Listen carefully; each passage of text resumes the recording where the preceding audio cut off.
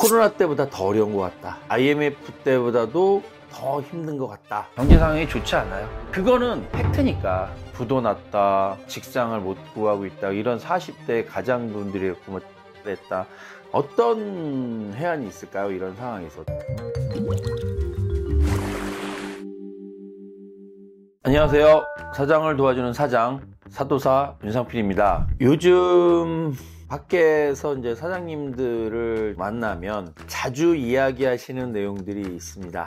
코로나 때보다 더 어려운 것 같다. 조금 더 나이가 있으신 대표님들 같은 경우는 IMF 때보다도 더 힘든 것 같다. 특히 이제 소상공인 대표님들은 그 체감이 더 심하신 것 같습니다. 그래서 과연 그게 사실일까? 만약에 그게 사실이라면 우리는 어떠한 대응을 할 수 있을 것인가? 오늘 이 문제에 대해서 이야기를 한번 해보도록 하겠습니다.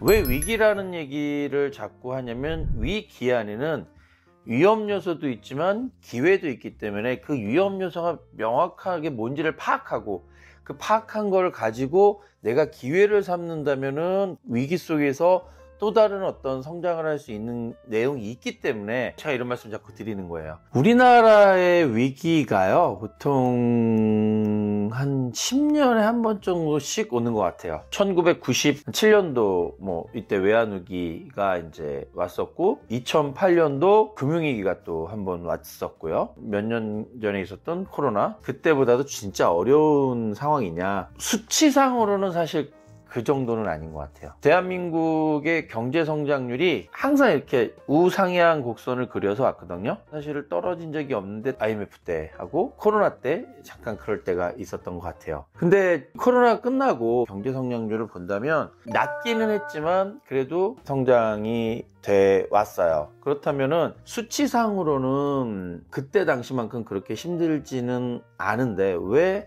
그런 말씀들을 하시느냐라고 얘기를 하면 이런 것 같아요. 힘들다는 얘기를 할 때 앞이 안 보일 때 좀 그런 얘기를 많이 하거든요. IMF 같은 경우는 직장을 잃었던 분들이 너무 많고 대기업들이 막 추풍 낙엽처럼 떨어져 나갔습니다. 부도 났다, 직장을 못 구하고 있다, 이런 40대 가장분들이 살했다, 정말 많은 뉴스들이 나왔던 걸로 기억을 해요. 그렇기 때문에 아마 그만큼은 대한민국이 사실 힘들지는 않을 건데, 근데 왜 그럼 그렇게 느끼느냐라는 것들은, 그때는 어쨌든 그 시기를 지나고 조금 한 2, 3년 정도 됐지만 다른 해외 경제들은 그렇게 나쁘지 않았거든요. 아시아 경제가 좀 침몰했던 부분들은 있었고, 그리고 2008년도 금융위기 때에도 해외 쪽에서 많이 무너지고 흔들리고 경제적인 지표는 엉망인 부분들이 좀 있었지만 사실 내수 경기가 그렇게 나쁘거나 그러지는 않았던 것 같아요. 근데 근래에 이제 왜 이런 이야기들 나오냐면 지속적으로 몇 년에 걸쳐서 좀 이렇게 피로도가 쌓인 것 같아요. 코로나 때도 2019년도부터 12월 때부터, 그러니까 정확히는 2020년도부터 2020년, 2021, 2022년도에 3년이 있을 때도 기대는 있었거든요. 코로나만 끝나면 나아질 수 있다. 그래서 좀 반짝 특수가 좀 있었죠. 기대치가 이제 풍선 효과로 나타나기 시작하니까. 그리고 지나서 실질적인 물가 상승률이 이제 문제가 좀 생겼던 것 같아요. 돈은 똑같은데 물가 상승률이 너무 높으니까 돈의 가치가 떨어진 거죠. 물가가 상승된 가치만큼 임금이 그만큼 상승되지 않았다. 사실은 이 부분들이 제일 큰 것 같아요. 그러면 왜 기업체 사장님들이 힘들어하느냐, 돈을 버는 근로자들이 힘들어야지라고 생각하는데, 경제는 맞물리는 거잖아요.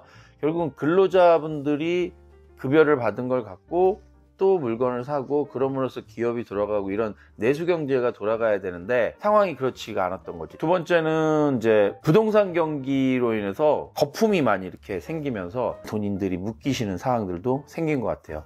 이제 그거를 이제 좀 다른 각도로 또 보다 보면 돈을 갖고 있는 사람과 없는 사람의 차이가 많이 나게 된 거죠. 자산 가치를 옛날에 아파트, 서울이나 지방이나 큰 차이가 나지 않았는데 어느 순간인가 자산에 대한 양극화가 생겼어요. 그러니까 많이 가진 사람들은 더 많이 가져지고 적은 분들은 똑같은데 물가가 너무 오르니까 한쪽으로 돈이 많이 몰리고, 이 격차가 해를 거듭할수록 점점 심해진 것 같아요. IMF 때는 그때 돈을 버신 분들이 꽤 계시는데, 그때 돈을 버신 분들이 한 상위 몇 프로라고 하면 2, 3%라고 하면 대부분의 분들이 좀 어려웠다면 지금은 그게 아니고 상당수 많은 퍼센테이지가 상위에 올라가 있는데, 이게 이제 심각한 한국의 자산 불평등 형사가 생기면서 IMF 때보다 내가 더 어려운 것 같다, 더 상대적으로 못 살고 있는 것 같다, 이런 사항이 아닐까라는 생각을 해봅니다. 사실 근데 유독 우리나라에만 문제는 아닌 것 같아요. 코로나를 겪고 돈이 많이 풀리고 전 세계 많은 나라들이 비슷한 상황을 올 거고, 미국 역시도 지금 우리나라랑 별반 다른 상황들이 아닌 게, 부자 나라라고 하지만 미국도 인공지능 같은 거 사용하시거나 만들거나 뭐 정보통신회사나 막 구글 막 이런, 누구는 뭐 조 단위를 넘어서 경 단위의 부자가 됐잖아요. 일론 머스크 마찬가지고, 돈들이 한쪽으로 몰리고, 그와 반해서 제조업체라든지 인가공 업체들은 이런 데는 정말 이게 복제하기도 힘들고 이렇게 하다 보니까 여기는 점점 살기가 좀 어려워지는 이런 분들이, 미국 역시도 서민층들은 점점 힘들다고 아우성이고요. 또 국가도 그거를 또 구해주기 위해서 재정 적자가 지금 어마어마하거든요. IMF 때보다 사실은 좀 어렵다라기보다는 아까 말씀드렸듯이 데이터상이나 이런 부분들은 어렵지 않은데, 심리적으로는 어려울 수 있는 상황들이 분명히 온 것 같다.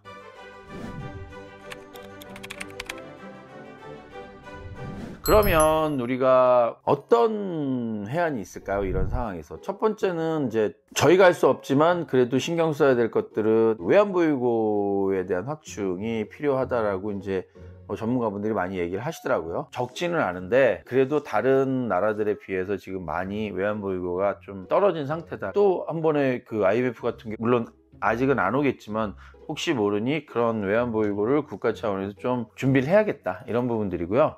그 다음에 이제 기업 차원에서 봤을 때는 무역 의존도에 대한 부분들을 계속 좀 이야기를 하고 있어요. 특히 지금 아직까지도 중국에 대한 무역 의존도가 되게 높습니다. 점점 미국과 중국이 계속 지금 이렇게 분쟁을 일으키고 있고, 결국은 한쪽으로 어쨌든 지금 편을 서야 돼요. 그렇다면 제 개인적인 판단에서는 중국보다는 미국 쪽으로 기업체 입장에서 더 적극적으로 나가셔야 될 상황이다. 세 번째는 이제 디지털 전환하고 AI 관련된 부분들에 대한 학습이라고 생각을 해요.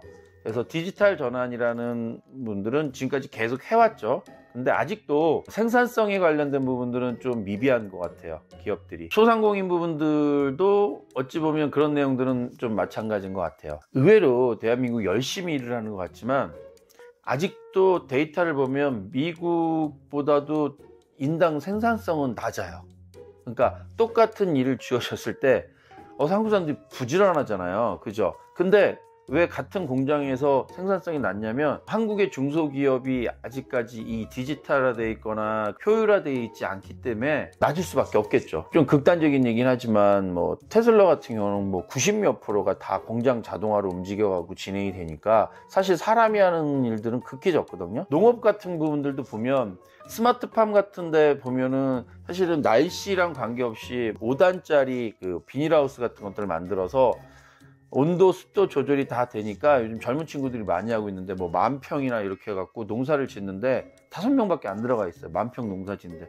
우리나라에서 10,000평 농사 짓는데 엄청날 거예요, 사실은. 일반 그냥 노지에서 짓는다면. 근데 이 스마트팜은 처음에 비용은 좀 많이 들어가지만 국가에서 지원받은 부분들을 가지고 잘 운영만 하시면 생산성에 대한 부분들이 높아지니까, 이런 식으로 좀 디지털 전환에 대한 어떤 사업 부분들을 좀 진행을 해야 될 것 같고, 더 나가서는 이제 그 사람들조차도 조금 더 자정하기 위해서 우리는 AI 에이전트라고 해서, 요즘 챗GPT나 뭐 젠스파이크나 막 여러분들 보면 에이전트라는 얘기를 씁니다. 비서 이런 역할을 하는데, 비서가 한 명이 아니고 몇 명을 만들어내는 거죠.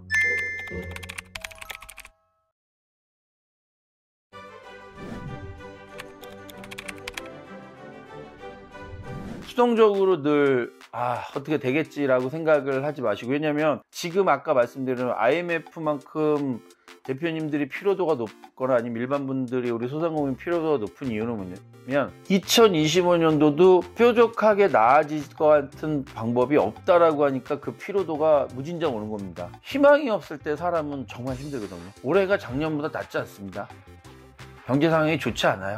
이런 얘기들만 계속 들으시니까 더 피로도가 높아진 겁니다. 근데 그거는 팩트니까 그걸 어떻게 할 수 있다는 얘기는 아니에요. 그러나 위기가 왔을 때 성장하는 사람들도 있습니다. 저도 대한민국 모두가 성장했으면 좋겠고 제가 아는 모든 부분들이 성장했으면 좋겠지만 그럴 수 없잖아요. 그래서 저는 적어도 이 영상을 들으시는 분들, 보시는 분들이 지금의 제가 말씀드렸던 여러 가지 디지털 환경, 또 해외 미국에 대한 어떤 진출 방안, 또 AI 에이전트를 이용한 여러 가지 학습, 이런 내용들을 빨리빨리 습득하셔서 기다려서 어떻게 되겠지가 아니고 더 먼저 그 방향을 뚫고 나가시기를 저는 부탁을 드립니다. 저도 AI 프로그램은 벌써 6개, 7개를 지금 동시다발적으로 사용하고 있고 저 역시도 이것들도 계속 공부하고 있거든요. 이런 시절에는 IMF 때보다 어려운 것 같다, 코로나 때보다 힘든 것 같습니다, 공장이 텅텅 비고 있습니다, 이렇게 한탄만 하지 마시고 앞으로 더 전진하시는 그런 상황이 현재 필요할 것 같습니다. 오늘 2025년도 초에 현재의 상황들을 한번 말씀을 드렸고요. 제가 말씀드린 것이 도움이 좀 되셨으면 정말 좋겠고요. 다음번에 더 좋은 내용들로 찾아뵙도록 하겠습니다. 지금까지 사장을 도와주는 사장, 사도사 윤상필이었습니다.